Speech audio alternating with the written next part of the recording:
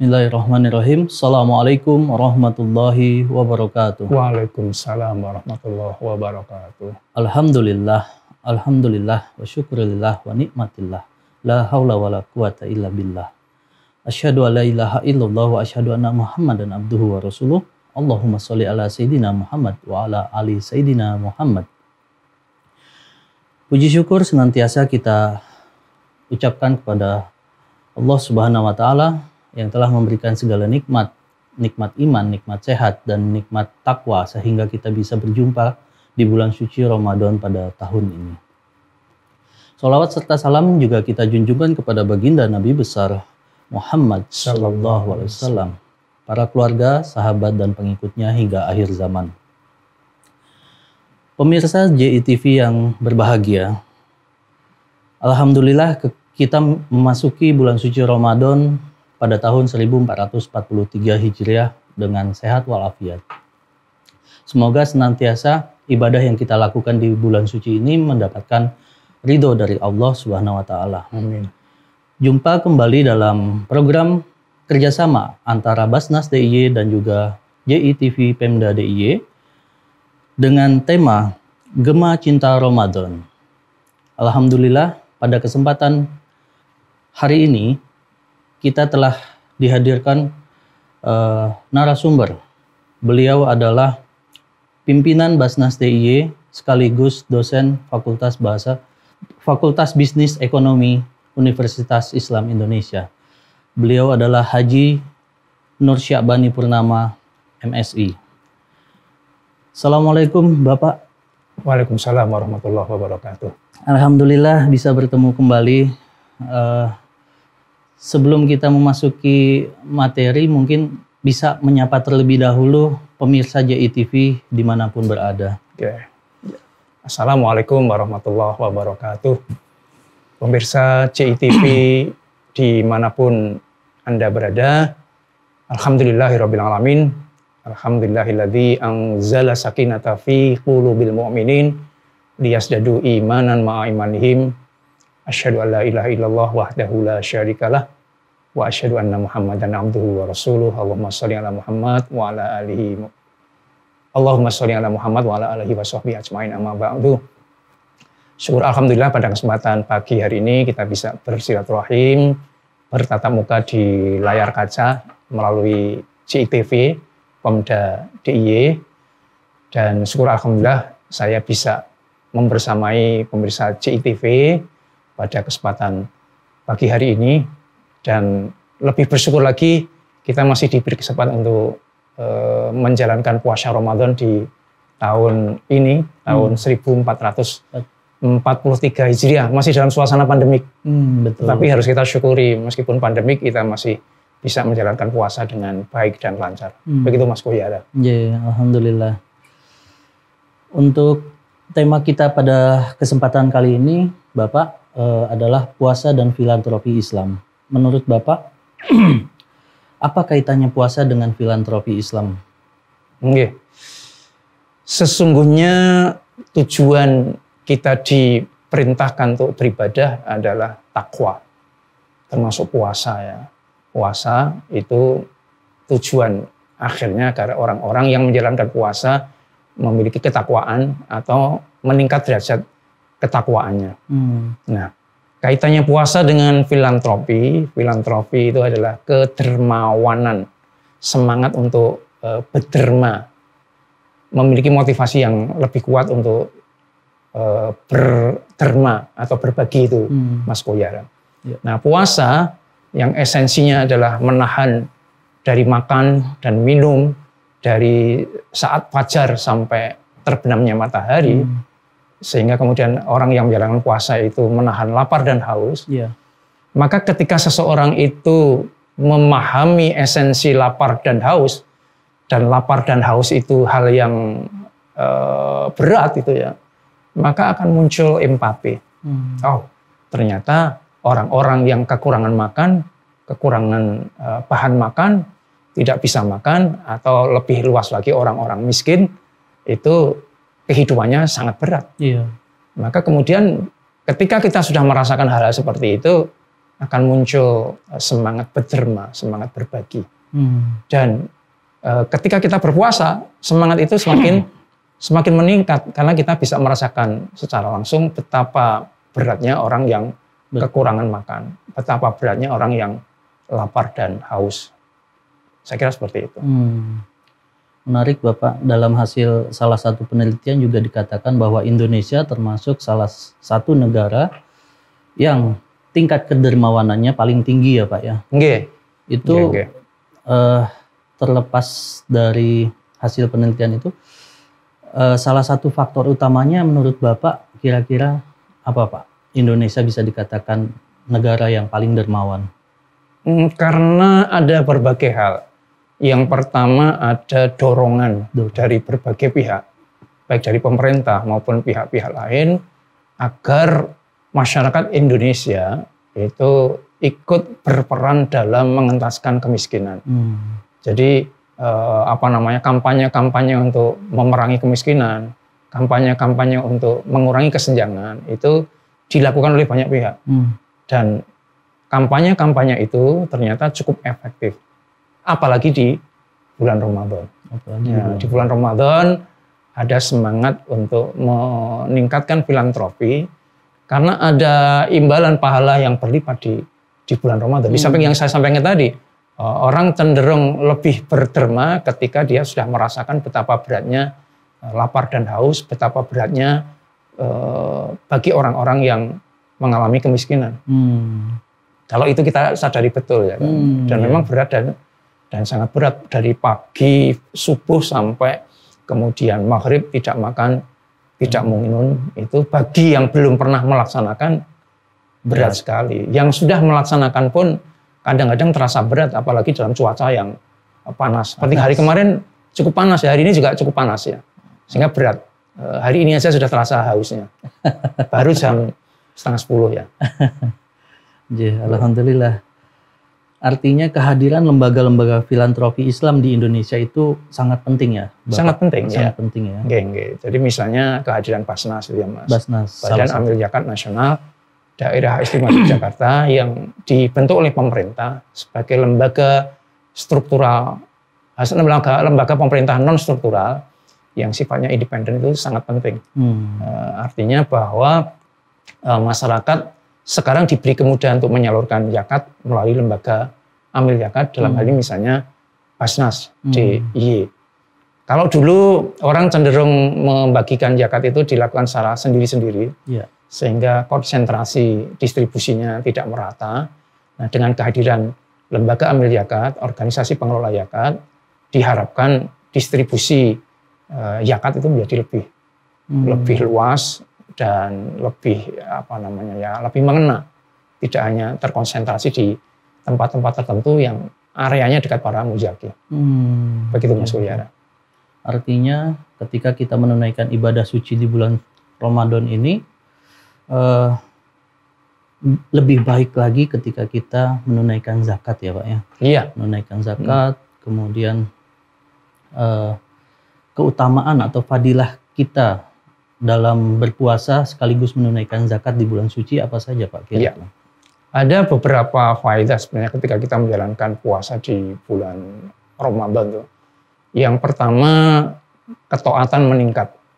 Ya, ketaatan meningkat. Kemudian yang kedua, derajat kita ditinggikan derajatnya oleh Allah Subhanahu wa taala.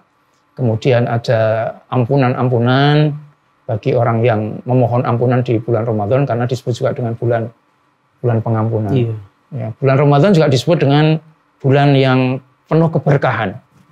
Ya, penuh keberkahan, kemudian bulan yang penuh dengan berbagai kelebihan-kelebihan dan keutamaan-keutamaan. Oleh karena itu tadi bulan Ramadan itu punya daya tarik yang luar biasa, Mas Koyara. Jadi kalau selama ini orang-orang barangkali sebelum bulan Ramadan tingkat kedermawanannya ya belum begitu kuat ya. Tapi dengan iming-iming pahala yang dilipat gandakan dan keutamaan-keutamaan di bulan Ramadan yang lain, orang kemudian menjadi lebih terbuka pikirannya, terbuka hatinya untuk berbagi dengan sesama. Jadi memang menurut saya harus ada semacam intervensi, harus ada semacam insentif Harus ada kompensasi yang lebih agar orang itu tergerak untuk berbagi, berderma gitu. Dan Ramadan menjadi magnet yang luar biasa. Basnas juga mencatat seperti itu, Mas. Oh gitu. Oke, jadi ada peningkatan penghimpunan yang luar biasa ketika bulan Ramadan. Bahkan peningkatannya bisa berlipat dibanding sebelum Ramadan. Apakah ini karena orang menunggu momen bulan Ramadan baru kemudian berderma, berbagi, membayar zakat dan seterusnya, wallahu alam. Tapi faktanya seperti itu. Di bulan Ramadan ada peningkatan yang signifikan, bahkan sangat tinggi penghimpunan zakat, infak dan sedekah. Begitu Mas Koyara. Baik. Berarti menurut catatan Basnas DIY sendiri, pertumbuhan zakat itu setiap tahun meningkat ya Pak ya? Oke, setiap tahun meningkat. Dan ada pengamatan kami yang cukup menarik gitu Mas. Orang cenderung lebih tersentuh hatinya untuk kemudian membayar zakat, infak dan sedekah ketika ditunjukkan fakta-fakta tentang orang-orang yang perlu kita bantu. Berbeda ketika hanya sekedar diberikan dalil-dalil ya kan. Dalil-dalil tentang perintah zakat, akibat tidak membayar zakat dan seterusnya. Tampaknya kurang begitu diperhatikan. Tetapi ketika disodorkan, ini loh keluarga kita, ini loh tetangga kita, ini loh saudara kita yang butuh dibantu, ya dengan ditampakkan, ditunjukkan kondisi yang sesungguhnya, ternyata itu lebih menyentuh hati. Jadi bahasanya kalau dalil-dalil itu sifatnya hard, ya kalau contoh-contoh real lewat foto, video dan seterusnya itu sifatnya soft. Ternyata yang soft itu lebih menyentuh dan lebih diperhatikan. Karena mereka tahu langsung kondisi yang akan dibantu ya. Jadi tidak lagi hanya sekedar bayangan. Nah itu oleh karena itu Basnas dan juga lembaga amil zakat yang lain lebih banyak bersosialisasi dan mengedukasi masyarakat agar meningkatkan filantropi itu dengan cara-cara seperti itu. Jadi langsung pada objek yang real, baik lewat foto, video dan media sosial yang bisa dilihat secara langsung. Baik. Kalau Bapak sendiri pernah menyaksikan secara langsung kira-kira hikmah dari penyampaian sedekah kepada mustahik yang bisa memancing masyarakat untuk bisa berderma? Ketika kita memberikan zakat, infak atau sedekah langsung pada para mustahik, kita akan mendapatkan beberapa hikmah, Mas Koyara. Hikmah yang pertama bahwa kenikmatan itu harus kita syukuri. Bukan berarti kita menyalahkan orang yang tidak beruntung ya, tetapi kita harus bersyukur bahwa kita tidak termasuk orang yang diberi kesempitan oleh Allah dengan menyaksikan kesempitan yang dialami oleh saudara-saudara kita. Itu yang pertama, hikmah yang pertama. Hikmah yang kedua, kita bisa juga langsung mengulurkan bantuan kita kepada orang-orang yang memang membutuhkan. Jadi langsung. Ya, kita bisa menyaksikan langsung. Dengan menyaksikan langsung itu kita akan semakin kuat untuk memberikan pertolongan. Ya berbeda kalau tanpa visualisasi atau bahkan tanpa ada kehadiran langsung. Itu hikmah yang kedua.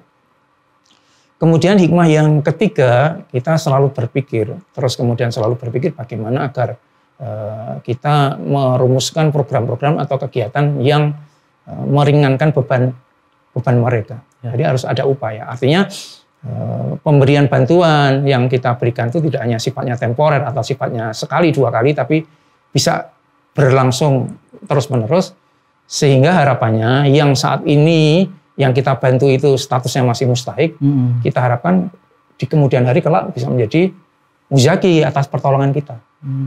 Maka zakat yang kita berikan tidak sekedar sifatnya konsumtif, tapi juga kita harus menyentuh zakat yang sifatnya produktif. Target kita bukan sekedar hari ini memberi makan, hari ini memberi bantuan yang sifatnya konsumtif, tapi di kemudian hari kita harapkan mereka bisa lebih produktif Nah, sehingga status status miskin, status mustahik yang saat ini ada di label mereka, kita harapkan akan mengalami perubahan atau tanggal di kemudian hari, sehingga mujakinya bertambah, Mas. Begitu. Jadi program Basnas diarahkan seperti itu. Baik, luar biasa. Berarti program Basnas ada yang konsumtif dan juga ada yang produktif ya Pak ya? Okay. Baik. Kemudian sebagai umat muslim, kita dituntut untuk maksimal dalam beribadah. Nah, menurut Bapak, selain zakat, infak, dan sedekah, ibadah apa lagi Pak kira-kira yang kita bisa tunaikan di bulan suci Ramadan ini? Zakat fitrah misalnya. Ibadah itu kan sesungguhnya esensinya adalah melakukan kebaikan. Sesuatu yang baik, kebaikan itu bernilai ibadah. Maka di samping puasa Ramadan, kemudian juga beriakat, kita harus berupaya agar selalu melakukan kebaikan. Selalu menebar kebaikan kepada siapapun. Tidak sekedar berpuasa, tidak sekedar beriakat, tapi dengan berbagai upaya yang bisa kita lakukan sepanjang itu upaya untuk melakukan kebaikan, itu adalah ibadah. Ya, sesuai dengan kapasitas kita masing-masing. Kita lakukan kebaikan, itu ibadah. Harus kita optimalkan. Selama kita masih diberikan kesehatan, diberikan kesempatan, kita lakukan kebaikan-kebaikan. Karena ada dua nikmat yang sering dilupakan oleh manusia, maaf ya. Apa itu? Nikmat sehat dan nikmat sempat. Ada kalanya orang sehat, tetapi tidak sempat. Ada kalanya orang itu memiliki kesempatan, tapi tidak sehat. Iya. Dan ada kalanya dia tidak sehat dan juga tidak sempat. Ketika dia tidak sehat, dia sempat, tapi karena nggak sehat ya, nah dia tidak bisa dilakukan. Ketika dia punya kesempatan, ada kalanya dia sedang tidak sehat. Iya. Maka ketika kita sedang sehat, ketika kita sedang sempat, lakukan kebaikan semampu kita sesuai dengan kapasitas kita masing-masing, Mas. Baik. Itu juga bagian dari filantropi, kedermawanan. Yang saya mau maksud kedermawanan itu kita tidak hanya berderma dengan materi, dengan harta kita, tapi bisa juga dengan pemikiran kita, dengan tenaga kita, dan dengan cara-cara kita yang bisa kita lakukan untuk melakukan kebaikan kepada siapapun. Saya kira seperti itu. Masya Allah. Jadi Basnas DIY sendiri punya program kebaikan yang sasarannya untuk fakir miskin ya Pak ya? Iya. Jadi kita punya 5 program utama. Yang pertama DIY Takwa untuk meningkatkan takwaan masyarakat, kemudian DIY Cerdas untuk membantu pendidikan bagi orang-orang yang tidak mampu, kemudian DIY Sejahtera untuk meningkatkan kesejahteraan masyarakat, kemudian DIY Peduli ketika ada bencana-bencana, Basnas DIY turun ke situ, kemudian ada DIY Sehat membantu masyarakat agar bisa menjaga kesehatannya atau membantu masyarakat yang butuh bantuan biaya pengobatan. Ya, secara garis besar kategorikan 5 program itu Mas Kuyara. Jadi insya Allah program-program Basnas DIY dirumuskan sesuai dengan kebutuhan masyarakat yang ada di DIY melalui kajian yang cukup panjang dengan data yang akurat, melibatkan berbagai pihak sebelum program itu kita rumuskan. Baik. Jadi terkait juga dengan penghimpunan yang sudah dilakukan oleh Basnas DIY, semuanya akan disalurkan kepada masyarakat yang membutuhkan. Jadi tidak ada ditahan-tahan, Mas. Tidak ada ditahan-tahan. Maka serapan anggaran untuk pendistribusian, pendayagunaan di Basnas DIY itu sampai 95%. 95%. Yang 5% untuk berjaga-jaga. Begitu. Luar biasa. Karena harus disalurkan secepat mungkin. Jadi begitu ada dana, segera salurkan. Tidak perlu menunggu waktu lama. Baik. Kami tidak ingin menunggu atau menahan pahalanya para muzaki. Dan juga tidak ingin menahan penderitaan orang-orang yang layak untuk kita bantu. Jadi prinsipnya seperti itu, harus gerak cepat dan tepat sasaran. Baik. Terima kasih Bapak atas pencerahan yang diberikan. Insya Allah menambah keilmuan kita semua. Mungkin dalam kesempatan yang lain bisa kita diskusi kembali, dialog kembali terkait pentingnya lembaga filantropi Islam di Indonesia dan khususnya di DIY. Kita tutup Bapak untuk acara pada hari ini.